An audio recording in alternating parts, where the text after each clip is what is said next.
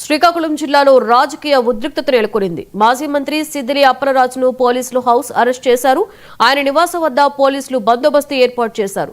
పలాసలో జీడి వ్యాపారిని దుండగులు కిడ్నాప్ చేసిన వీడియోని సోషల్ మీడియాలో పోస్టు చేసిన వైసీపీ కార్యకర్త గోపిని ఇచ్చాపురం పోలీసులు అదుపులోకి తీసుకున్నారు. ఈ నేపథ్యంలో గోపికి మద్దతుగా ఇచ్చాపురం వెళ్లేందుకు సిద్ధమైన అప్పలరాజును పోలీసులు అడ్డుకొని హౌస్ అరెస్టు చేశారు. అయితే పోలీసులు మాత్రం ఓ కేసు విషయమై విచారణ కోసం వచ్చామని చెప్పారు. కాగా ఏపీలో కూటమి ప్రభుత్వం ఏర్పడిన తర్వాత వైసీపీ నేతలను టార్గెట్ చేస్తున్నారని, తప్పుడు కేసులు పెట్టి అరెస్టులు చేస్తున్నారని ఆ పార్టీ నేతలు మండిపడుతున్నారు.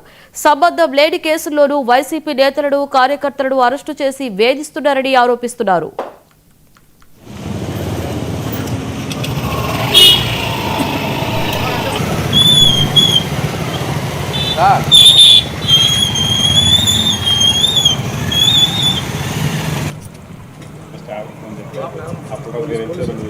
పోలీసులు ఎవరు లేదన్నారు. అసలు పోలీసులు బయట